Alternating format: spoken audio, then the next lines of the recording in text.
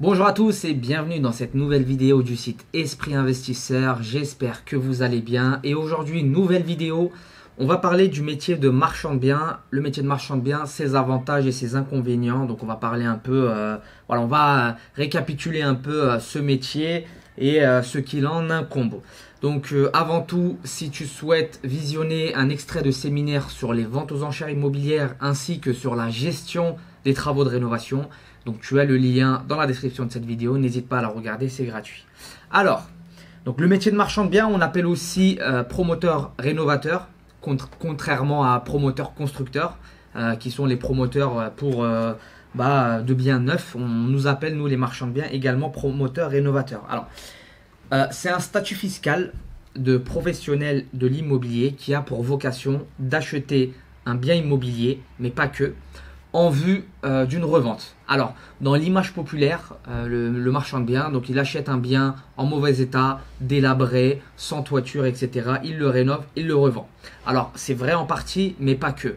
En réalité, il y a énormément de types de marchands de biens. En fait, chacun a sa spécialité. Alors, juste quelques exemples rapidement.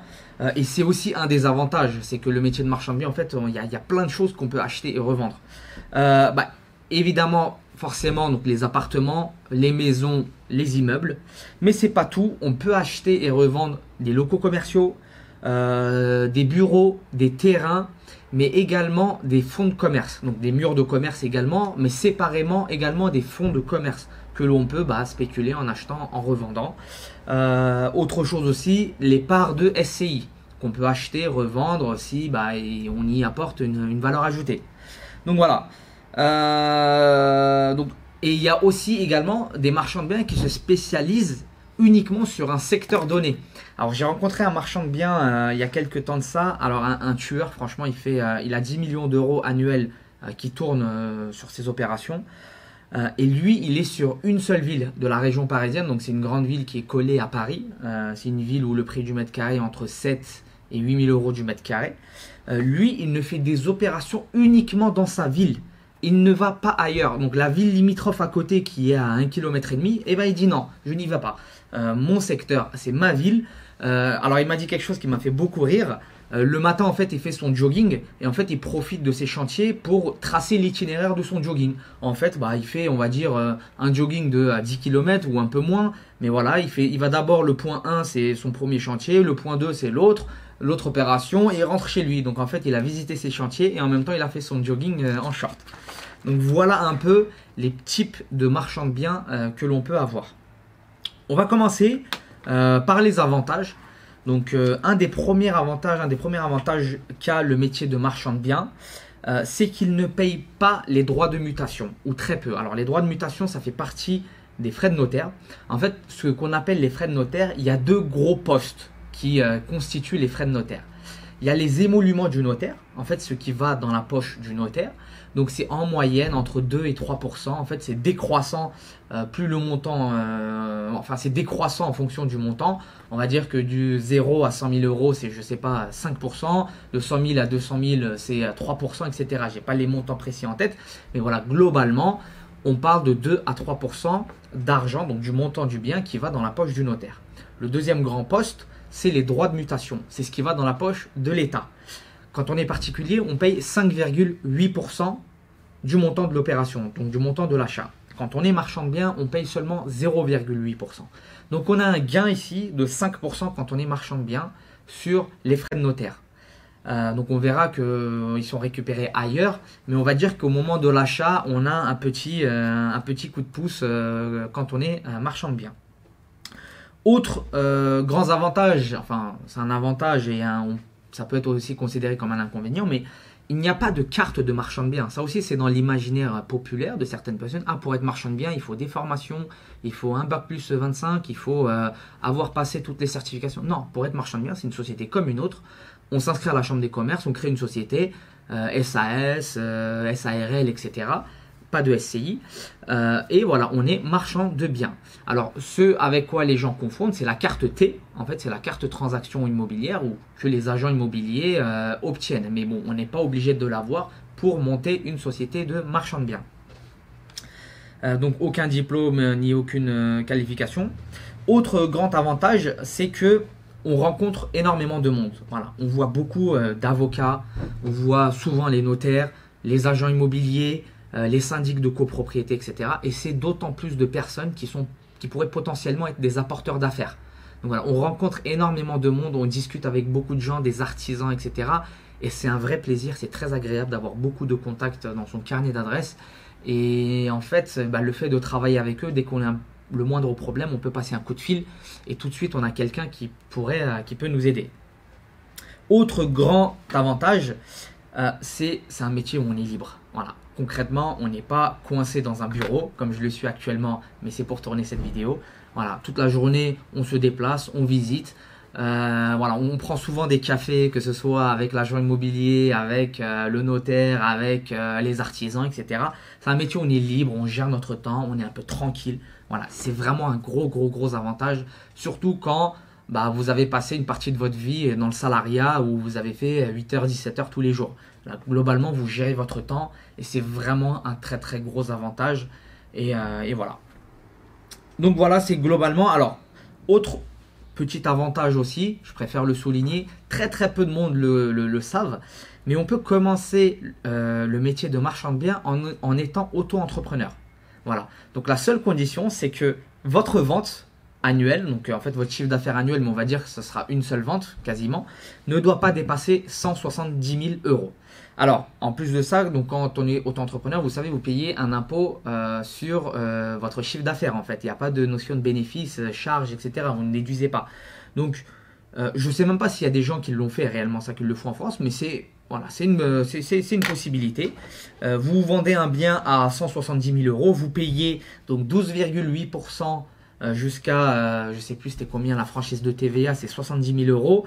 Et ensuite, vous payez 32,8% sur le montant restant. Donc, ça veut dire, globalement, vous allez payer 22-23% sur le montant de la vente. Ça veut dire que vous devez faire une plus-value d'au moins 22% pour payer l'État et qu'il vous reste quelque chose. Donc, si vous ne faites pas au moins 50%, ça en vaut pas la peine. Mais encore une fois, c'était juste une petite parenthèse, on va dire. C'est une possibilité de commencer en tant qu'auto-entrepreneur. Mais franchement, je ne connais personne qui l'a fait.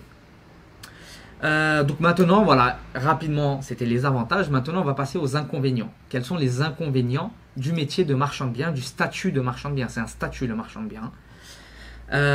Tout d'abord, il faut créer une société commerciale. Donc, les SCI, les sociétés civiles immobilières, sont d'office exclues. On ne peut pas être marchand de biens avec une SCI. Ok? C'est un inconvénient. Pourquoi? Parce que c'est un coût. Il faut monter la société, donc ça va coûter quoi? 1000 euros. Il faudra prendre un comptable, ça coûte combien? 200 balles par mois. Il faudra prendre une assurance RCP, à peu près 100 euros par mois. On va dire que chaque fin d'année, il faudra faire un bilan, ça va coûter 1500 euros. Donc vous voyez que, alors là j'ai récapitulé brièvement, mais en fait c'est un coût fixe le métier de marchand de biens. C'est un coût fixe qui doit être rentabilisé. Donc si vous ne faites pas un certain nombre d'affaires et si vous ne faites pas au minimum un certain montant de bénéfices, c'est pas rentable. Donc, bien réfléchir avant de se lancer dans ce métier. Vous êtes responsable des vices cachés. Voilà. En tant que professionnel, vous vendez ce bien. S'il y a des vices cachés, vous en êtes responsable. Mais pas que. Il y a aussi autre chose. C'est que si vous avez effectué des travaux de rénovation, vous êtes responsable des désordres. Alors, donc là, je lis l'extrait de l'article de loi. Vous êtes responsable des désordres qui affectent la solidité ou rendant impropre à sa destination.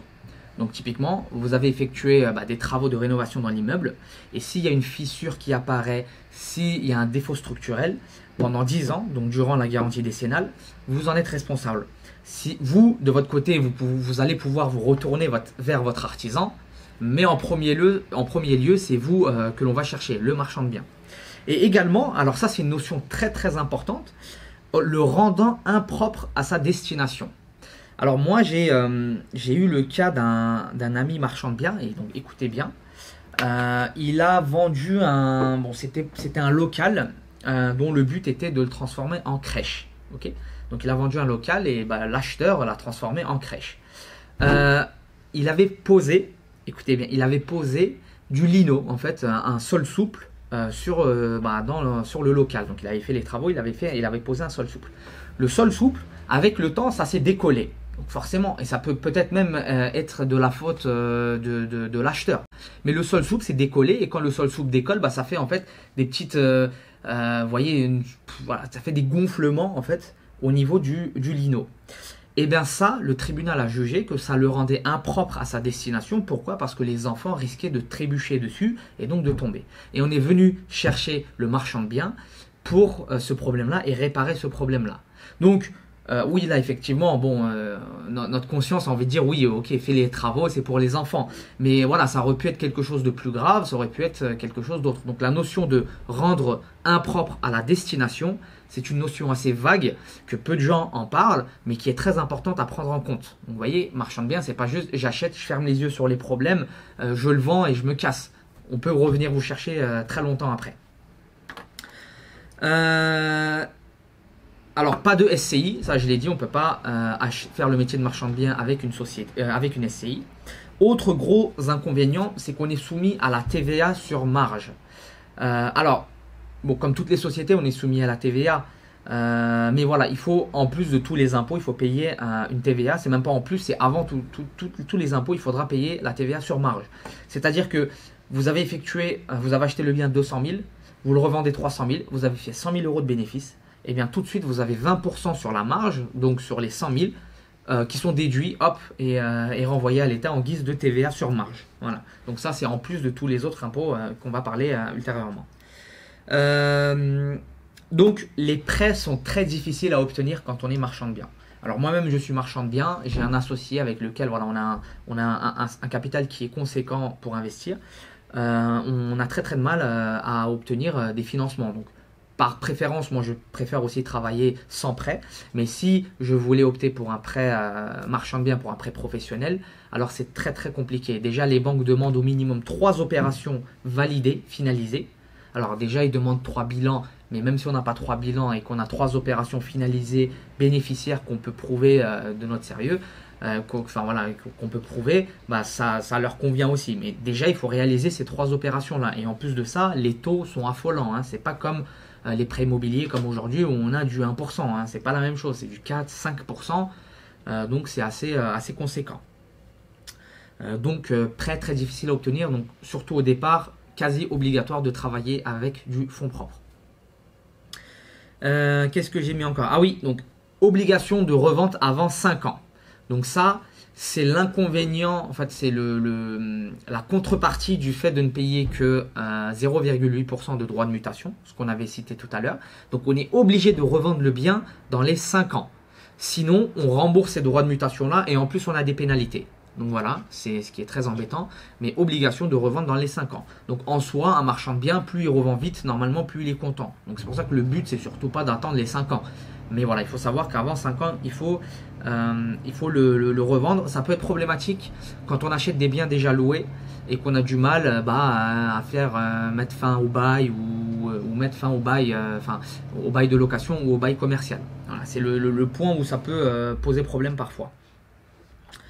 Donc il a l'obligation de souscrire à une assurance responsabilité civile et professionnelle. Voilà. Tac. Donc voilà, globalement, on a cité les inconvénients au niveau de l'imposition. Donc c'est l'impôt sur les sociétés. Donc c'est une société, donc c'est l'impôt sur les sociétés. 15% sur les 33 premiers 1000 euros de bénéfices. L'avantage, c'est que voilà, on déduit les charges, on déduit les travaux, etc. Et on peut faire, on va dire, des mouvements qui permettent de réduire les impôts assez facilement quand on a une société de marchand de biens, puisqu'on fait beaucoup appel aux travaux. Voilà, il y a moyen toujours de s'arranger pour réduire la base imposable. Donc ensuite, au-delà des 33 000 euros de bénéfices, que je vous souhaite, hein, parce qu'en dessous de 33 000, voilà, globalement, c'est quasiment pas suffisant pour faire vivre quelqu'un. Donc au-delà de 33 000 euros de bénéfices, c'est 28% d'impôt, donc d'impôt sur les sociétés, donc jusqu'à 500 000 euros. Donc de 33 000 à 500 000 euros, c'est 28% aujourd'hui en 2019, en 2020 aussi, et ce sera 25% en 2022. Donc ça va baisser à 26,8% de mémoire en 2021 et 25% en 2022. Donc à terme, on va arriver à un taux d'impôt sur les sociétés de 25%, ce qui est quand même une bonne chose puisque ça baisse, le taux baisse. Donc voilà, globalement, on a fait le tour du métier de marchand de biens, ses avantages et ses inconvénients. J'ai peut-être pas parlé de tout. S'il y a des choses dont j'ai pas parlé, n'hésitez pas à me le dire dans les commentaires. J'en ferai peut-être une vidéo. Un conseil avant de vous lancer dans le métier de marchand de biens, confirmez que vous avez entre guillemets un talent ou au minimum de connaissances à ce niveau-là, en réalisant une ou deux opérations au minimum à titre perso, que ce soit en résidence principale, résidence secondaire, mais validez votre compétence à ce niveau-là avant de vous lancer. Voilà. C'est quand même de gros montants qui sont en jeu, c'est des responsabilités qui sont en jeu, il ne faut pas faire n'importe quoi. Donc voilà, comme je vous ai dit, si vous voulez voir un extrait de séminaire sur les ventes aux enchères immobilières, donc également le métier de marchand de biens, sur la gestion des travaux de rénovation, vous avez un lien dans la description, vous pouvez télécharger la vidéo gratuitement. Et moi, je reste accessible par email, dans les commentaires si vous avez des questions. Voilà, moi en tout cas, je vous dis à bientôt pour une prochaine vidéo. Salut à tous!